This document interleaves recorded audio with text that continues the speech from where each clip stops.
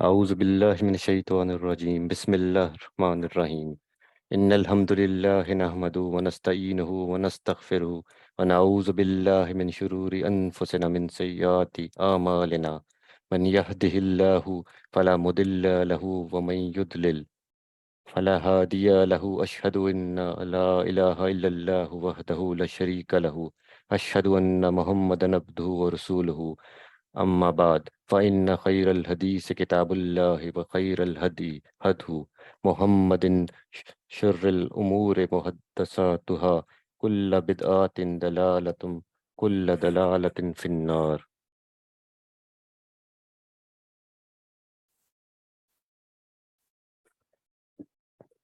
برادران اسلام، ہر مسلمان سچے دل سے یہ سمجھتا ہے کہ دنیا میں خدا کی سب سے بڑی نعمت اسلام ہے۔ ہر مسلمان اس بات پر خدا کا شکر ادا کرتا ہے کہ اس نے نبی کریم صلی اللہ علیہ وسلم کی امت میں اس کو شامل کیا اور اسلام کی نعمت اس کو عطا کی۔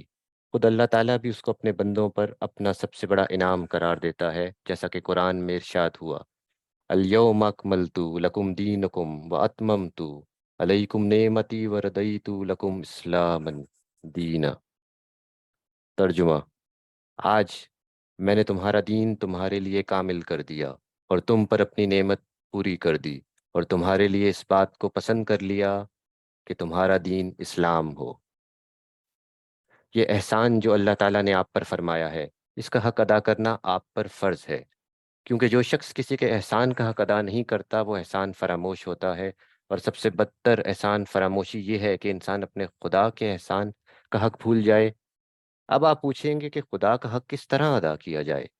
میں اس کے جواب میں کہوں گا کہ جب خدا نے آپ کو امت محمدیہ میں شامل کیا ہے تو اس کے اس احسان کا صحیح شکر یہ ہے کہ آپ محمد صلی اللہ علیہ وسلم کے پورے پیرو بنے۔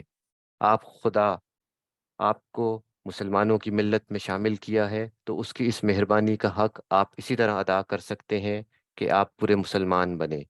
اس کے سوا خدا کے اس احسان عظیم کا حق آپ اور کسی طرح ادا نہیں کر سکتے، اور یہ حق اگر آپ نے ادا نہ کیا تو جتنا بڑا خدا کا احسان ہے اتنا ہی بڑا اس کی احسان فراموشی کا وبال بھی ہوگا۔ خدا ہم سب کو اس وبال سے بچائے، آمین۔ اس کے بعد آپ دوسرا سوال یہ کریں گے کہ آدمی پورا مسلمان کس طرح بن سکتا ہے؟ اس کا جواب بہت تفصیل چاہتا ہے، اور آئندہ کے خطبوں میں اس کا ایک ایک جز آپ کے سامنے تشریح کے ساتھ بیان کیا جائے گا، لیکن آج کے خطبہ میں آپ کے سامنے وہ چیز بیان کرتا ہوں جو مسلمان بننے کے لیے سب سے مقدم ہے، جس کو اس راستے کا سب سے پہلا قدم سمجھنا چاہیے۔ ذرا دماغ پہ زور ڈال کر سوچئے کہ آپ مسلمان کا لفظ جو بولتے ہیں اس کا مطلب کیا ہے؟ کیا انسان ماں کے پیٹ سے اسلام ساتھ لے کر آتا ہے؟ کیا ایک شخص صرف اس بنا پر مسلمان ہوتا ہے کہ وہ مسلمان کا بیٹا اور مسلمان کا پوتا ہے؟ کیا مسلمان بھی اسی طرح مسلمان پیدا ہوتا ہے جس طرح ایک برہمن کا بچہ برہمن پیدا ہوتا ہے، ایک راجپوت کا بیٹا راجپوت، ایک شودر کا لڑکا شودر؟ کیا مسلمان کسی نسل یا ذات برادری کا نام ہے؟ جس انگریز کسی انگریز کے گھر پیدا ہونے کی وجہ سے انگریز ہوتا ہے، اور ایک جاٹ قوم میں پیدا ہونے کی وجہ سے جاٹ ہوتا ہے، اسی طرح ایک مسلمان صرف اسی وجہ سے مسلمان ہو کہ وہ مسلمان نامی قوم میں پیدا ہوا ہے؟ یہ سوالات جو میں آپ سے پوچھ رہا ہوں، ان کا آپ کیا جواب دیں گے؟ آپ یہی کہیں گے نا کہ نہیں صاحب، مسلمان اس کو نہیں کہتے، مسلمان نسل کی وجہ سے مسلمان نہیں ہوتا بلکہ اسلام لانے سے مسلمان بنتا ہے، اور اگر وہ اسلام کو چھوڑ دے تو مسلمان نہیں رہتا۔ ایک شخص خواہ برہمن ہو یا راجپوت، انگریز ہو یا جاٹ، پنجابی ہو یا حبشی، جب اس نے اسلام قبول کیا تو مسلمانوں میں شامل ہو جائے گا، اور ایک دوسرا شخص جو مسلمان کے گھر پیدا ہوا ہے، اگر وہ اسلام کی پیروی چھوڑ دے تو وہ مسلمانوں کی جماعت سے خارج ہو جائے گا، چاہے وہ سید کا بیٹا ہو یا پٹھان کا۔ لیکن حضرات، آپ میرے سوالات کا یہی جواب دیں گے نا؟ اچھا، تو اب آپ خود ہی کے جواب میں یہ بات معلوم ہو گئی کہ خدا کی یہ سب سے بڑی نعمت یعنی مسلمان ہونے کی نعمت جو آپ کو حاصل ہے، یہ کوئی نسلی چیز نہیں ہے۔ ماں باپ سے وراثت میں یہ خود بخود آپ کو حاصل ہو جائے اور خود بخود تمام عمر آپ کے ساتھ لگی رہے، خواہ آپ اس کی پرواہ کریں یا نہ کریں، بلکہ ایک ایسی نعمت ہے کہ اس کے حاصل کرنے کے لیے خود آپ کی کوشش شرط ہے۔ اگر آپ کوشش کر کے اس حاصل کریں تو آپ کو مل سکتی ہے، اور اگر آپ اس کی پرواہ نہ کریں تو یہ آپ سے چھن بھی سکتی ہے معاذ اللہ۔ اب آگے بڑھیے۔ آپ کہتے ہیں کہ اسلام لانے سے آدمی مسلمان بنتا ہے۔ سوال یہ ہے کہ اسلام لانے کا مطلب کیا ہے؟ کیا اسلام لانے کا مطلب یہ ہے کہ جو آدمی بس زبان سے کہہ دے کہ میں مسلمان ہوں یا مسلمان بن گیا ہوں وہ مسلمان ہے؟ یا اسلام لانے کا مطلب یہ ہے کہ جس طرح ایک برہمن پجاری بغیر سوچے سمجھے سنسکرت کے چند منتر پڑھتا ہے، اور اسی طرح ایک شخص عربی کے چند فقرے بغیر سمجھے بوجھے زبان سے ادا کر دے اور بس وہ مسلمان ہو گیا؟ آپ خود بتائیے کہ اس سوال کا آپ کیا جواب دیں گے؟ آپ یہی کہیں گے نا کہ اسلام لانے کا مطلب یہ ہے کہ حضرت محمد صلی اللہ علیہ وسلم نے جو تعلیم دی ہے اس کو آدمی جان کر سمجھ کر دل سے قبول کرے اور اس کے مطابق عمل کرے۔ جو ایسا کرے وہ مسلمان ہے، جو ایسا نہ کرے وہ مسلمان نہیں ہے۔ یہ جواب جو آپ دیں گے، اس سے خود بخود یہ بات کھل گئی کہ اسلام پہلے علم کا نام ہے اور علم کے بعد عمل کا۔ ایک شخص علم کے بغیر برہمن ہو سکتا ہے کیونکہ وہ برہمن پیدا ہوا ہے اور برہمن ہی رہے گا۔ ایک شخص علم کے بغیر جاٹ ہو سکتا ہے کیونکہ وہ جاٹ پیدا ہوا ہے اور جاٹ ہی رہے گا، مگر ایک شخص علم کے بغیر مسلمان نہیں ہو سکتا، کیونکہ مسلمان پیدائش سے مسلمان نہیں ہوا کرتا بلکہ علم سے ہوتا ہے۔ جب تک اس کو یہ علم نہ ہو کہ حضرت محمد صلی اللہ علیہ وسلم کی تعلیم کیا ہے، وہ اس پر ایمان کیسے لا سکتا ہے اور اس کے مطابق عمل کیسے کر سکتا ہے؟ جب وہ جان کر اور سمجھ کر ایمان ہی نہ لایا تو مسلمان کیسے ہو سکتا ہے؟ بس معلوم ہوا کہ جہالت کے ساتھ مسلمان ہونا اور مسلمان رہنا غیر ممکن ہے۔ ہر شخص جو مسلمان گھر میں پیدا ہوا ہے، جس کا نام مسلمانوں کا سا ہے، جو مسلمانوں کے سے کپڑے پہنتا ہے اور جو اپنے آپ کو مسلمان کہتا ہے، حقیقت میں وہ مسلمان نہیں، بلکہ مسلمان در حقیقت صرف وہ شخص ہے جو اسلام کو جانتا ہو اور پھر جان بوجھ کر اس کو مانتا ہو۔ ایک کافر اور مسلمان میں اصلی فرق کا نام کا نہیں ہے کہ وہ پر شاد ہے اور یہ عبداللہ پر، اس لیے وہ کافر ہے اور یہ مسلمان۔ اسی طرح ایک کافر اور ایک مسلمان میں اصلی فرق لباس کا نہیں ہے کہ وہ دھوتی باندھتا ہے اور یہ پاجامہ پہنتا ہے، اس لیے وہ کافر ہے اور یہ مسلمان، بلکہ اصلی فرق ان دونوں کے درمیان علم کا ہے۔ اور وہ کافر اس لیے ہے کہ وہ نہیں جانتا کہ خداوند عالم کا اس سے اور اس کا خداوند عالم سے کیا تعلق ہے، اور خالق کی مرضی کے مطابق دنیا میں زندگی بسر کرنے کا سیدھا راستہ کیا ہے۔ اگر یہی حال ایک مسلمان بچے کا بھی ہو تو بتاؤ کہ اس میں اور ایک کافر میں کس چیز کی بنا پر فرق کرتے ہو، اور کیوں کہتے ہو کہ تو کافر ہے اور یہ مسلمان ہے؟ حضرات، یہ بات جو میں کہہ رہا ہوں اس کو ذرا کان لگا کر سنیے اور ٹھنڈے دل سے اس پر غور کیجیے۔ آپ کو خوب اچھی طرح سمجھ لینا چاہیے کہ خدا کی یہ سب سے بڑی نعمت جس پر آپ شکر اور احسان مندی کا اظہار کرتے ہیں، اس کا حاصل ہونا اور حاصل نہ ہونا دونوں باتیں علم پر موقوف ہیں۔ اگر علم نہ ہو تو یہ نعمت آدمی کو حاصل ہی نہیں ہو سکتی، اور اگر تھوڑی بہت حاصل ہو بھی جائے تو جہالت کی بنا پر ہر وقت یہ خطرہ ہے کہ یہ عظیم الشان نعمت اس کے ہاتھ سے چلی جائے گی۔ محض نادانی کی بنا پر وہ اپنے نزدیک یہ سمجھتا رہے گا کہ میں ابھی تک مسلمان ہوں، حالانکہ در حقیقت وہ مسلمان نہ ہوگا۔ جو شخص یہ جانتا ہی نہ ہو کہ اسلام اور کفر میں کیا فرق ہے اور اسلام اور شرک میں کیا امتیاز ہے، اس کی مثال تو بالکل ایسی ہے جیسے کوئی شخص اندھیرے میں ایک پگڈنڈی پر چل رہا ہو سکتا ہے کہ سیدھی لکیر پر چلتے چلتے خود اس کے قدم کسی دوسرے راستے کی طرف مڑ جائیں اور اس کو خبر بھی نہ ہو کہ وہ سیدھی راہ سے ہٹ گیا ہو۔ اور یہ بھی ہو سکتا ہے کہ راستے میں کوئی دجال کھڑا ہوا مل جائے اور اس سے کہے کہ ارے میاں، تم اندھیرے میں راستہ بھول گئے ہو، آؤ میں تمہیں منزل تک پہنچا دوں۔ بیچارہ اندھیرے کا مسافر خود اپنی آنکھوں سے دیکھ سکتا کہ سیدھا راستہ کون سا ہے، اس لیے نادانی کے ساتھ اپنا ہاتھ اس دجال کے ہاتھ میں دے دے گا اور اس کو بھٹکا کر کہیں سے کہیں لے جائے گا۔ یہ خطرات اس شخص کو اس لیے پیش آتے ہیں کہ اس کے پاس خود کوئی روشنی نہیں ہے اور وہ خود اپنے راستے کے نشانات نہیں دیکھ سکتا۔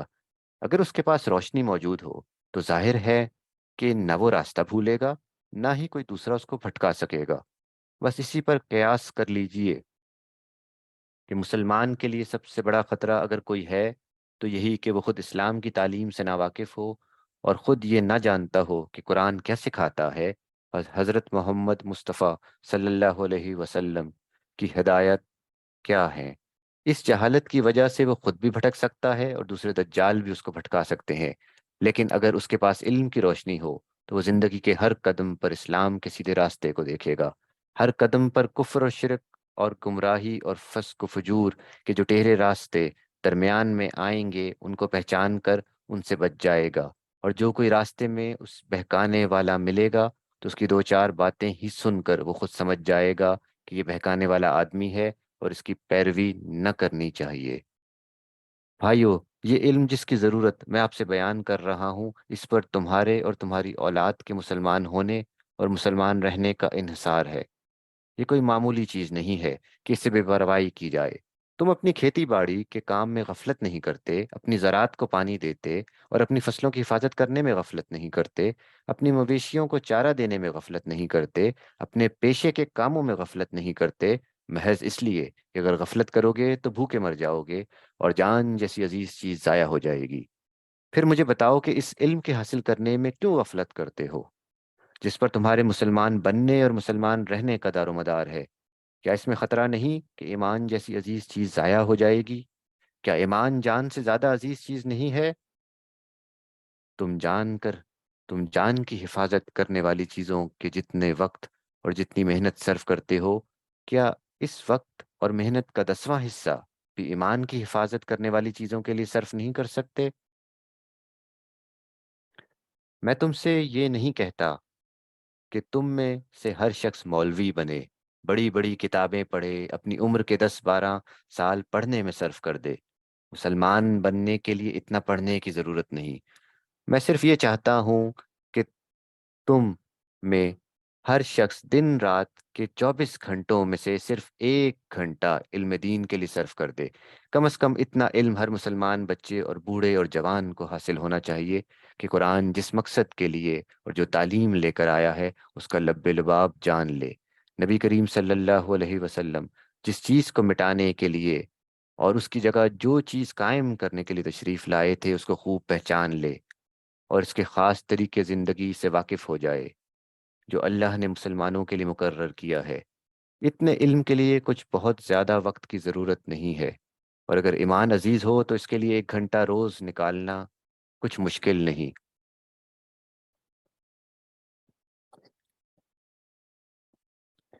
خطبۃ الثانی۔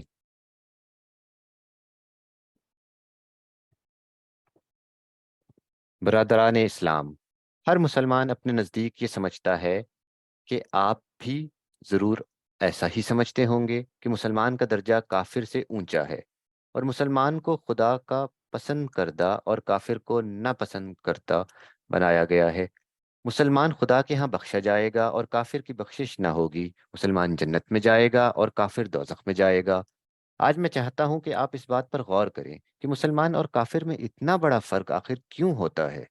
کافر بھی آدم کی اولاد ہے اور تم بھی۔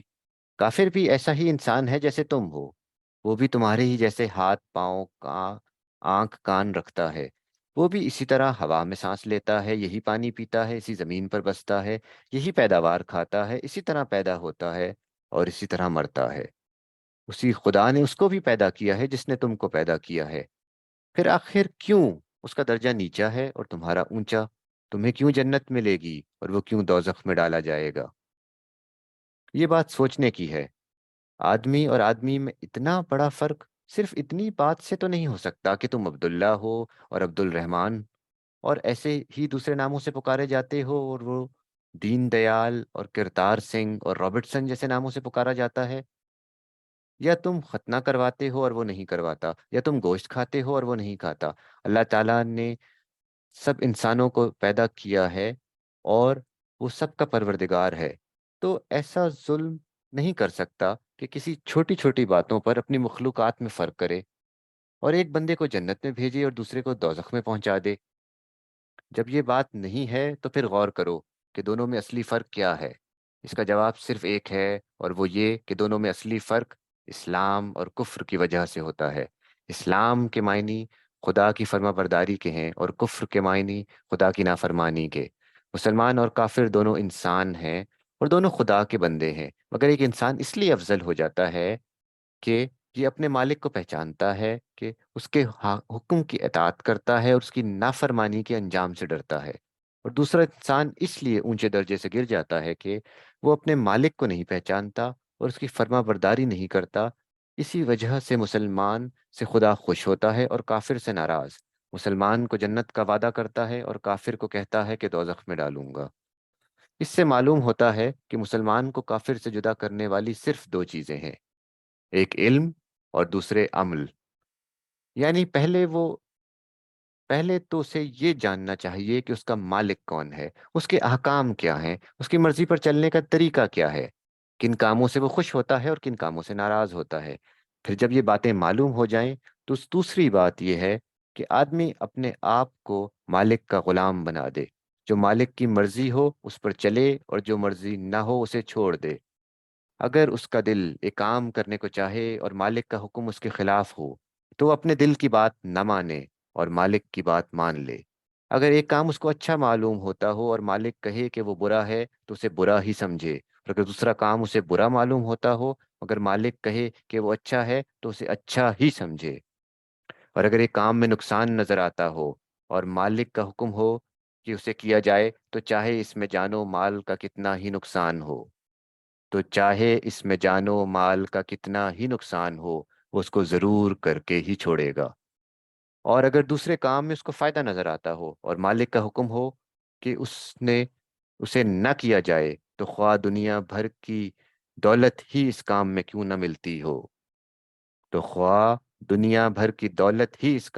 نہ ملتی ہو، وہ اس کو ہرگز نہ کرے۔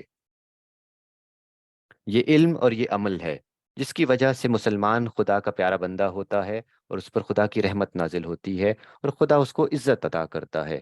کافر یہ علم نہیں رکھتا اور علم نہ ہونے کی وجہ سے اس کا عمل بھی یہ نہیں ہوتا، اس لیے وہ خدا کا جاہل اور نافرمان بندہ ہوتا ہے اور خدا اس کو اپنی رحمت سے محروم کر دیتا ہے۔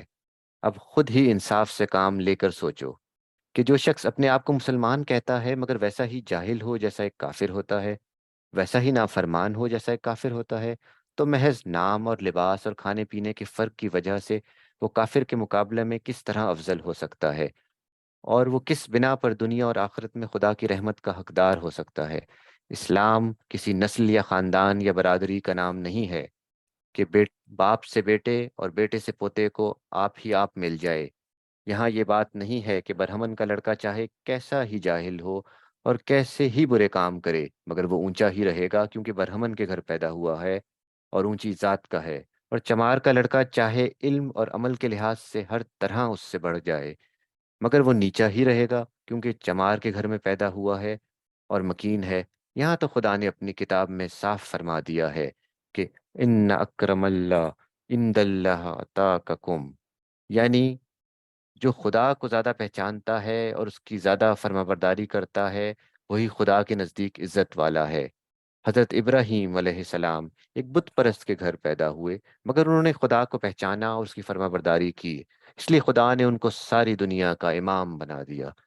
حضرت نوح کا لڑکا ایک پیغمبر کے گھر پیدا ہوا مگر اس نے خدا کو نہیں پہچانا اور اس کی نافرمانی کی، اس لیے خدا نے اس کے خاندان کی کچھ پرواہ نہ کی اور اسے ایسا عذاب دیا جس پر دنیا عبرت حاصل کرے۔ بس خوب اچھی طرح سمجھ لو کہ خدا کے نزدیک انسان اور انسان میں جو کچھ فرق ہے وہ علم اور عمل کے لحاظ سے ہے، دنیا میں بھی اور آخرت میں بھی۔ اس کی رحمت صرف انہی کے لیے ہے جو اس کو پہچانتے ہیں اور اس کے بتائے ہوئے سیدھے راستے کو جانتے ہیں اور اس کی فرما برداری کرتے ہیں۔ جن لوگوں میں یہ صفت نہیں ہے ان کے نام خواہ عبداللہ اور عبد الرحمن ہو یا دین دیال اور کرتار سنگھ، خدا کے نزدیک ان دونوں میں کوئی فرق نہیں اور ان کو ان کی رحمت سے کوئی حق نہیں پہنچتا۔ بھائیو اور بہنوں، تم اپنے آپ کو مسلمان کہتے ہو اور تمہارا ایمان ہے کہ مسلمان پر خدا کی رحمت ہوتی ہے، مگر ذرا آنکھیں کھول کر دیکھو، کیا خدا کی رحمت تم پر نازل ہو رہی ہے؟ آخرت میں جو کچھ ہوگا وہ تو تم بعد میں دیکھو گے، مگر اس دنیا میں جو تمہارا حال ہے اس پہ نظر ڈالو۔ اس ہندوستان میں جو تم 9 کروڑ ہو، تمہاری اتنی بڑی تعداد ہے کہ اگر ایک ایک شخص ایک ایک کنکری پھینکے تو پہاڑ بن جائے، لیکن جہاں اتنے مسلمان موجود ہوں وہاں کافر حکومت کر رہے ہوں۔ تمہاری گردنیں ان کی مٹھی میں ہیں کہ جدھر چاہیں تمہیں موڑ دیں۔ تمہارا سر جو خدا کے سوا کسی کے آگے نہ جھکتا تھا اب انسانوں کے آگے جھک رہا ہے۔ تمہاری عزت جس پر ہاتھ ڈالنے کی کوئی ہمت نہ کر سکتا تھا آج وہ خاک میں مل رہی ہے۔ تمہارا ہاتھ جو ہمیشہ اونچا ہی رہتا تھا اب وہ نیچا ہوتا ہے اور کافر کے آگے پھیلتا ہے۔ جہالت اور افلاس اور قرضداری نے ہر جگہ تم کو ذلیل و خوار کر رکھا ہے۔ کیا یہ خدا کی رحمت ہے؟ اگر یہ رحمت ہے، اگر یہ رحمت نہیں ہے بلکہ کھلا ہوا عذاب ہے، تو کیسی عجیب بات ہے کہ مسلمان اور اس پر خدا کا غضب نازل ہو، مسلمان اور ذلیل ہو، مسلمان اور غلام ہو۔ یہ تو ایسی ناممکن بات ہے جیسے کوئی چیز سفید بھی ہو اور سیاہ بھی۔ جب مسلمان خدا کا محبوب ہوتا ہے تو خدا کا محبوب دنیا میں ذلیل و خوار کیسے ہو سکتا ہے؟ کہ نعوذ باللہ تمہارا خدا ظالم ہے کہ تم تو اس کا حق پہچانو اور اس کی فرما برداری کرو اور اس کی نافرمانوں کو تم پر حاکم بنا دے اور تم کو فرما برداری کے معاوضے میں سزا دے۔ اگر تمہارا ایمان ہے کہ خدا ظالم نہیں ہے اور اگر تم یقین رکھتے ہو کہ خدا کی فرما برداری کا بدلہ ذلت نہیں مل سکتا، تو پھر تمہیں ماننا پڑے گا کہ مسلمان ہونے کا دعویٰ جو تم کرتے ہو اس میں کوئی غلطی ہے۔ تمہارا نام سرکاری کاغذات میں تو ضرور مسلمان لکھا جاتا ہے، مگر خدا کے ہاں انگریزی سرکار کے دفتر کی سند پر فیصلہ نہیں ہوتا۔ خدا اپنے دفتر الگ رکھتا ہے۔ وہاں تلاش کرو کہ تمہارا نام فرما برداروں میں لکھا ہوا ہے یا نافرمانوں میں۔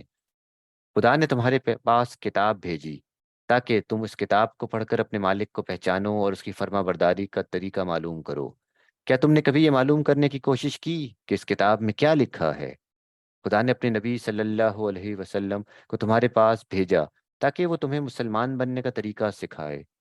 کیا تم نے کبھی یہ معلوم کرنے کی کوشش کی کہ اس کے نبی صلی اللہ علیہ وسلم نے کیا سکھایا ہے؟ خدا نے تم کو دنیا اور آخرت میں عزت حاصل کرنے کا طریقہ بتایا۔ کیا تم اس طریقے پر چلتے ہو؟ خدا نے کھول کھول کر بتایا کہ کون سے کام ہیں جن سے انسان دنیا اور آخرت میں ذلیل ہوتا ہے۔ کیا تم ایسے کاموں سے بچتے ہو؟ بتاؤ تمہارے پاس اس کا کیا جواب ہے؟ اگر تم مانتے ہو کہ نہ تو تم نے خدا کی کتاب اور اس کے نبی صلی اللہ علیہ وسلم کی زندگی سے علم حاصل کیا اور نہ اس کے بتائے ہوئے طریقے کی پیروی کی، تو تم مسلمان ہوئے جبکہ تمہیں اس کا اجر ملے؟ جیسے تم مسلمان ہو ویسا ہی اجر تمہیں مل رہا ہے اور ویسا ہی اجر آخرت میں بھی دیکھ لو گے۔ میں یہاں بیان کر چکا ہوں کہ مسلمان اور کافر میں علم عمل کے سوا کوئی فرق نہیں ہے۔ اگر کسی شخص کا علم و عمل ویسا ہی ہو جیسا کافر کا ہے اور وہ اپنے آپ کو مسلمان کہتا ہے تو بالکل جھوٹ کہتا ہے۔ کافر قرآن کو نہیں پڑھتا اور نہیں جانتا کہ اس میں کیا لکھا ہے۔ یہی حال اگر مسلمان کا بھی ہو تو وہ مسلمان کیوں کہلائے؟ کافر نہیں جانتا کہ رسول اللہ صلی اللہ علیہ وسلم کی کیا تعلیم ہے اور آپ صلی اللہ علیہ وسلم نے خدا تک پہنچنے کا سیدھا راستہ کیا بتایا ہے۔ اگر مسلمان بھی اسی طرح ناواقف ہو تو وہ مسلمان کیسے ہوا؟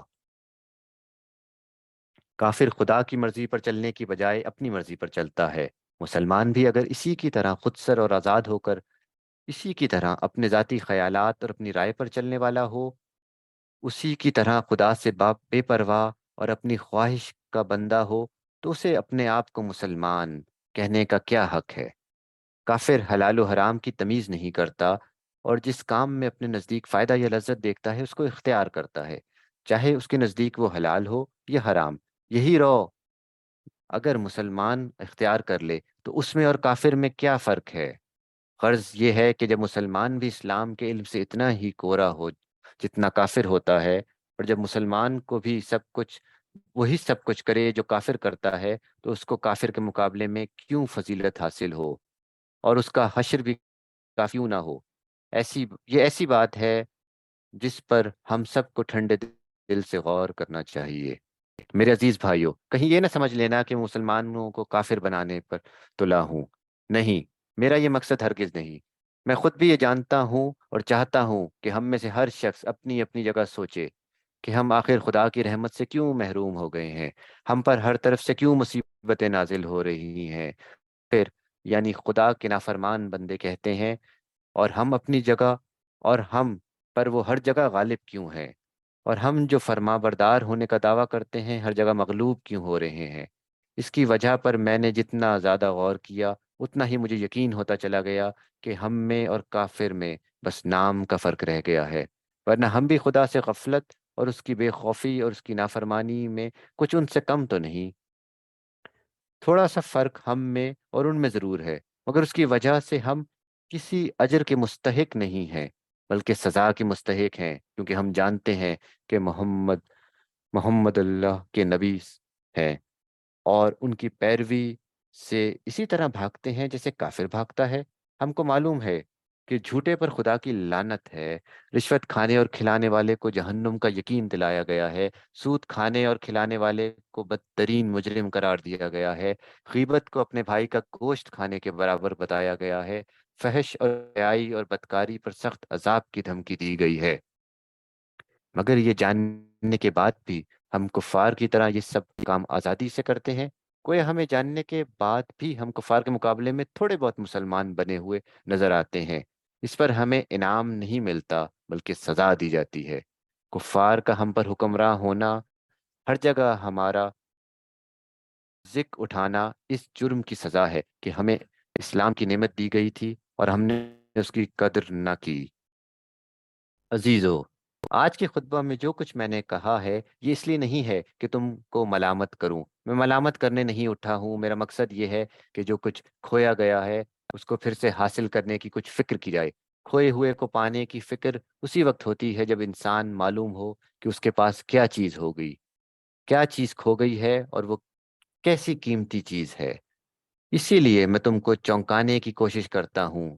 اگر تم کو ہوش آ جائے اور تم سمجھ لو کہ حقیقت میں وہ بہت قیمتی چیز تمہارے پاس تھی تو تم پھر سے اس کو حاصل کرنے کے لیے فکر مند ہو۔ میں نے پچھلے میں تم سے کہا تھا کہ من کو مسلمان ہونے کے لیے سب سے پہلے جس چیز کی ضرورت ہے وہ اسلام کا علم ہے، اور ہر مسلمان کو معلوم ہونا چاہیے کہ قرآن کی تعلیم کیا ہے، رسول پاک صلی اللہ علیہ وسلم کا طریقہ کیا ہے، اسلام کس کو کہتے ہیں، اور کفر و اسلام میں اصلی فرق کن باتوں کی وجہ سے ہے۔ اس علم کے بغیر کوئی شخص مسلمان نہیں ہو سکتا، مگر افسوس ہے کہ تم اس علم کو حاصل کرنے کی فکر نہیں کرتے۔ اس سے معلوم ہوتا ہے کہ ابھی تک تم کو احساس ہوا کہ تم کتنی بڑی محروم ہو۔ میرے بھائیوں، ماں اپنے بچے کو دودھ بھی اس وقت تک نہیں دیتی جب تک وہ رو کر مانگتا نہیں۔ پیاسے کو جب پیاس لگتی ہے تو وہ پانی ڈھونڈتا ہے اور خدا اس کے لیے پانی پیدا بھی کر دیتا ہے۔